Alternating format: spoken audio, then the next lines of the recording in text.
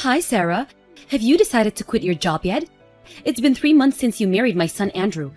You need to focus on having children. The best way to do that is to quit your job and become a housewife. You know the reason you're having trouble having children? It's because you're always so tired after coming home from work. Miss Jameson? I'm currently at work, so can we please talk about this later if it isn't urgent? Oh, is that so? I leave my smartphone on my desk due to work reasons. I get all sorts of messages related to work, so it's kind of distracting getting all sorts of messages from you. Why not just quit the job? You say that like it's so easy. I explained this before the wedding, but I can't just quit my job since I'm in an important position. You're just complicating things, aren't you? There are probably tons of replacements for someone like you. Actually, that's not really... If you don't quit, you'll have to divorce, you know? What? It's your duty to give your husband's parents grandchildren. You've got it wrong. You see, I eventually want to have kids too, but I can't just quit my job. Andrew understands this. There's no way he does. I thought he talked to you about this. He's just being nice to you. That's not what he actually thinks. There's no way a child of mine would just forgive you being so selfish. Selfish? But What you're doing is selfish no matter how you look at it. The husband's wife needs to prioritize what the mother-in-law says above all else. It's not an exaggeration if I say that you're my slave. Your slave? If you understand, then quit your job immediately.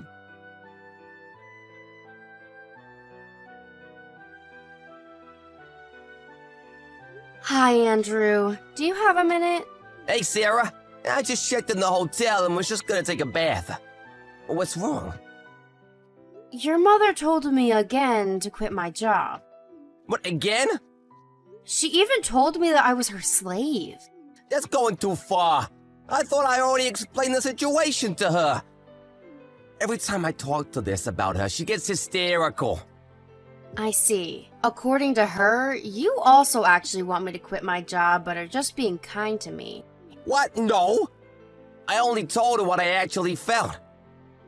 The company's gonna be in huge trouble if you just quit. Yup, it really can't be helped.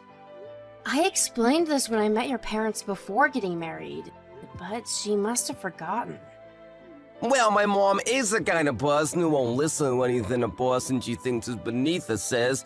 Also, both my grandmother and great-grandmother were the type to quit their jobs once they got married.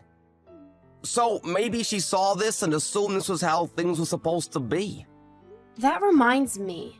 I heard from your dad that your mom quit her job as soon as she got married. Yup, I've heard the same story before. Apparently, Mom really wanted to get married and half-forced Dad into it.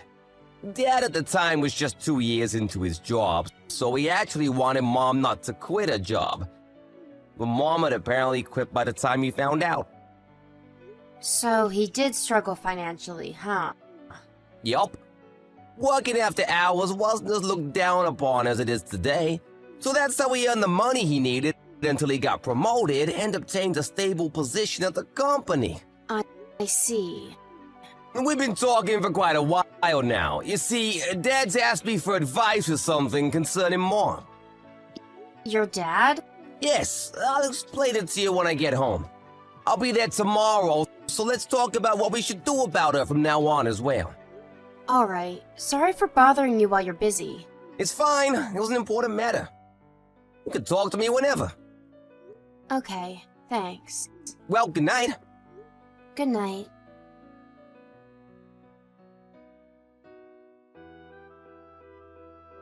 Miss Jameson! What are you thinking, sending a letter of resignation in my name to the company I work at?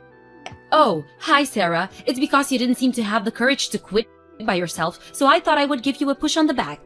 What do you mean I didn't have the courage? I have no intention of quitting the job I have now. But I already submitted the letter of resignation.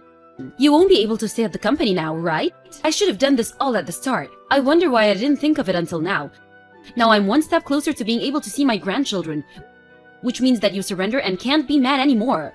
Well, no. I have no intention on quitting no matter what you do.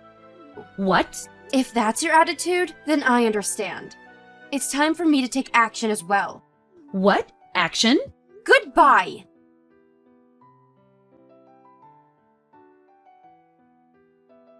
Sarah, did you quit your job? Today's a weekday and yet you seem to be home. Or is it that you plan on using up your paid holidays before quitting? Sending that letter of resignation worked great. Well, I guess I better teach you how to be a housewife now. Today's just a day off. Besides, there's no way something like that was going to be taken seriously. What do you mean? It was clear that that letter wasn't sent by me. You're saying they didn't accept it? Yup, it was sent to the shredder. What? Do you know how much effort I put into that? That was the best one I made out of many. It doesn't matter how much you made. They'll all go to the shredder. Why you? Is that how you talk to your superiors? If you want to make it like that, then I'm not sure you have the right to be so condescending while you depend on your husband to get by. What? It seems that Mr. Anderson has been complaining about you to my husband lately. Apparently, you're not happy with your husband's salary. I'm the one who manages the house. Just because I'm a housewife doesn't mean I have no right to complain. Well, I guess being a housewife has its own unique difficulties. But even if you put that into consideration, telling your husband to work overtime so that he'll earn more money, even when the company doesn't allow it anymore, is pretty unfair. In my opinion, you should just get a part-time job. What are you saying? It's the wife's job to stay at home and protect the house, and it's the husband's job to go out and earn money.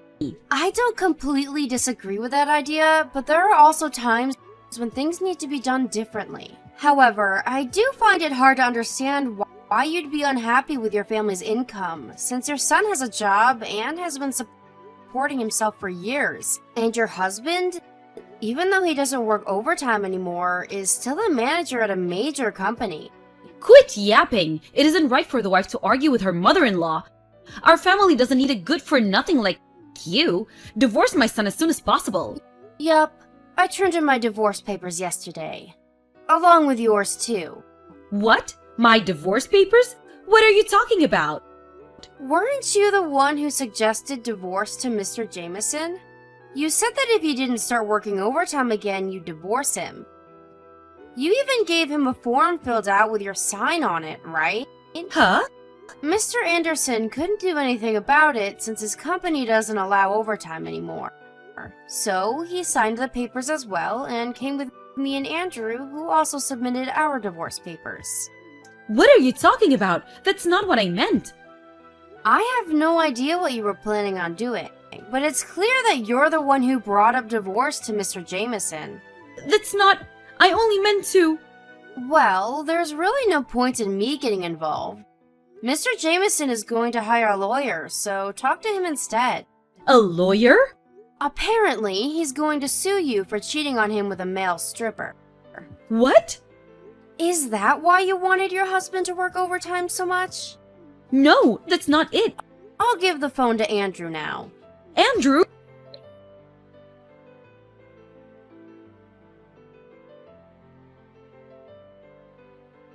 Hi, Mom! Andrew, you're not just going to leave me, right? It seems that you divorced Sarah, so you'll be able to support me now that your father's divorced me, right? Let's get along from now on, okay? It's true that me and Sarah got divorced, but we got remarried right after. What? I just wanted to change my last name. What? What are you talking about? There's no way my child of mine would stick with such a useless bride. She's the kind of woman to send the letter of resignation I kindly sent for her to the shredder. About that, it's unacceptable for someone to send a letter of resignation in the name of someone else in the first place. But what are you thinking, sending the CEO's letter of resignation to the CEO? What? The CEO's letter of resignation to the CEO? I told you this already, but it seems either you weren't listening or you forgot already. What do you mean? You see, Sarah owns a company. What? She's the daughter of the former CEO of the company, and she inherited it a year before we got married. By the way, I work at a company, and Dad works at a client company. So the reason why she wouldn't quit her job, no matter how many times I told her, was... Her quitting the job would be the same as disintegrating the family. That would also mean that hundreds of people, including myself, would lose their jobs. It would impact the company Dad works at as well. Even then, you'd tell her to quit? But she's the CEO? Also, Sarah's pregnant now. Really? But we're not gonna let you meet the child. What? Andrew? I don't want to consider someone who insults my wife and cheats on dad as my mother, which is why I'm cutting ties with you. Wait! Goodbye!